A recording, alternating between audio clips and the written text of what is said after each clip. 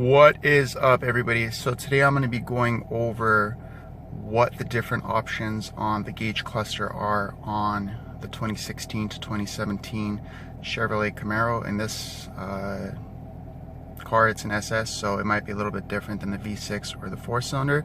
Not really too sure. So the first thing that I want to go through is the fact that there's different layouts of options that you can do for the cluster. Let's start off with the beginning. So let's go into settings and let's go into theme. So as you guys can see right here, there's three different themes that you can choose from. So the first one is called your standard theme. Pretty basic layout, and this is what it looks like on the info screen, which I'm going to go over the info screen here in a second. So you have your speedometer, you have your average fuel economy and trip A mileage, trip B, fuel range, and instant fuel economy, remaining oil life, tire pressure, and all the other goods. So this is what it's going to look like right here on the different themes. Alright, so what you just saw is standard. Let's go into technology. What technology does is it gives it a cleaner look with less gauges. So let's go through the same options again, and as you guys can see, everything just looks different.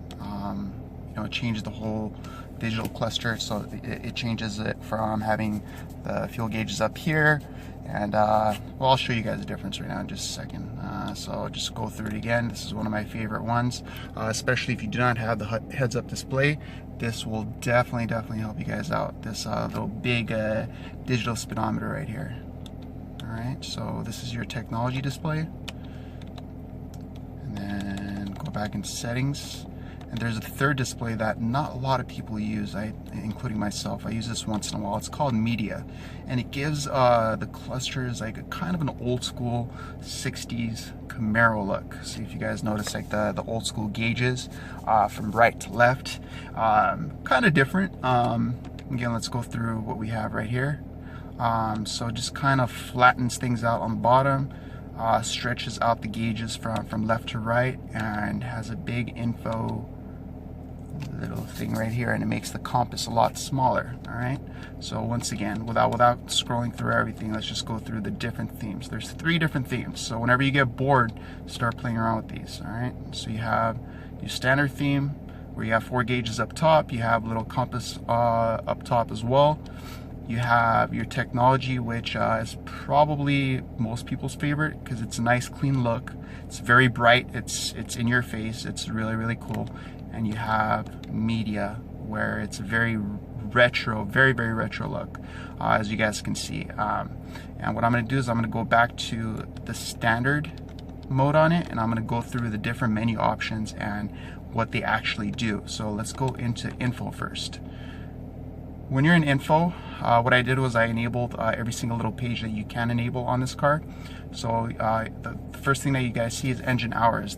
You cannot change this, so it actually tells you how many hours you've used on the engine. So in my particular case, I have 204 hours on the engine, with 46 of those hours, yes, I sit in traffic a lot, 46 of those hours being idle hours, engine idle hours. So there is no way you can change this, no way you can reset it. You have, of course, your regular speedo, and right below it you have how many miles you have. In this particular case, I barely have 7,000 miles on it, so you can't really change that display.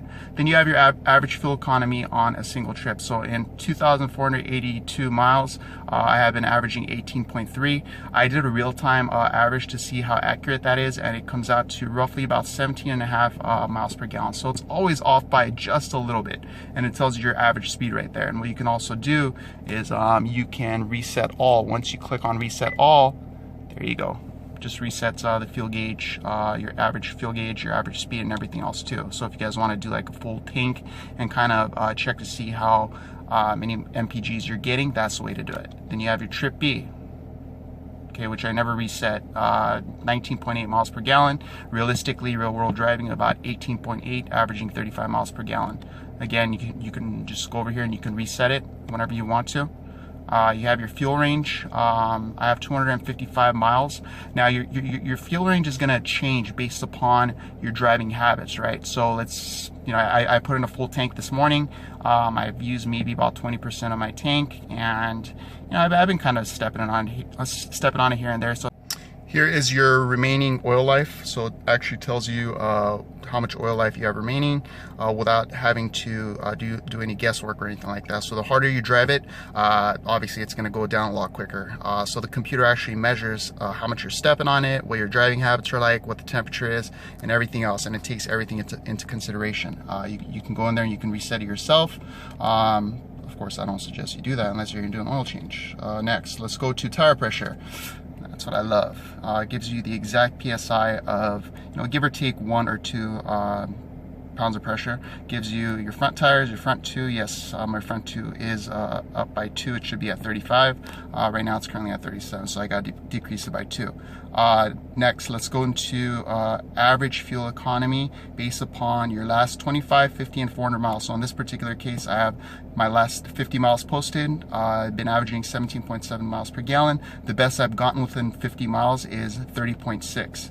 Now let's go to 25 miles. The last 25 miles, I've been averaging 18.4 gallons, and my best is 35 that I've ever gotten, okay? And you can also do 400. So once you go into 400, as you guys can see, it drops 16.8, because overall I do drive it pretty hard, and my best 400 miles that I've gotten in this car is 23.9 without doing a reset. Now, you can also go in here and you can reset your best score. So that's what I'm going to do right now.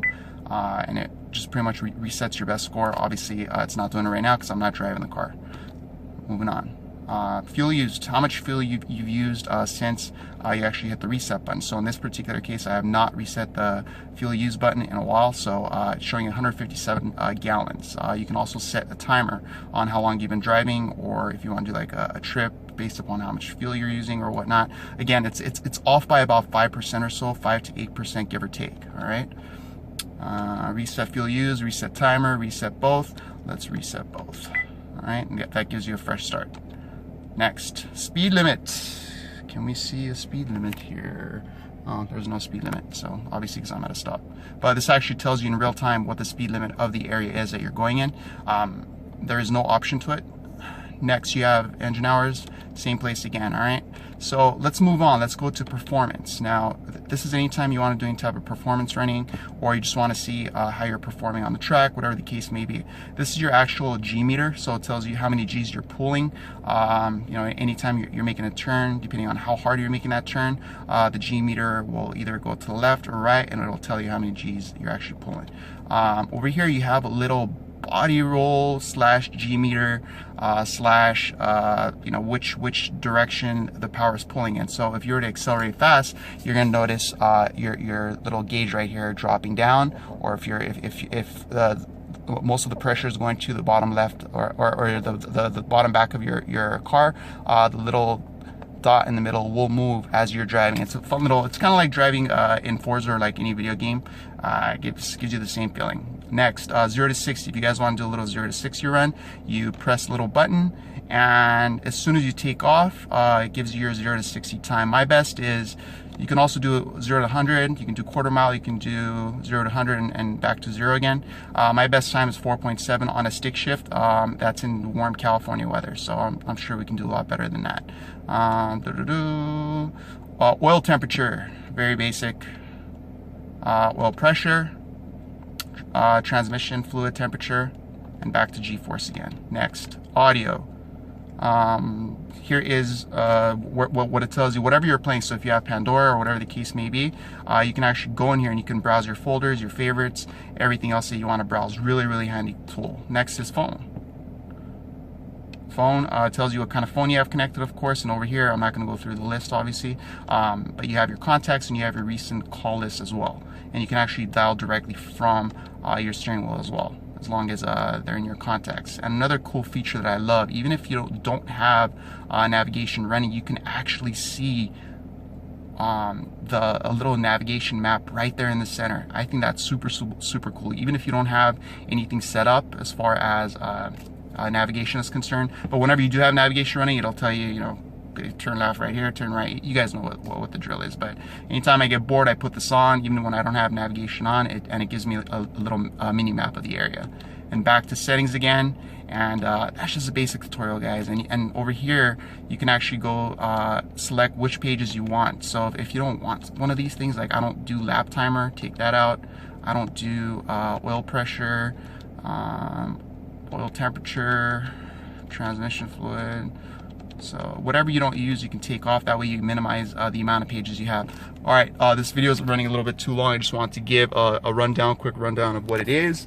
Today I have my yellow lights on. As you guys know, the 2SS does feature 24 different light spectrum on it. All right, guys, take it easy. Talk to you guys soon. Thank you for the support.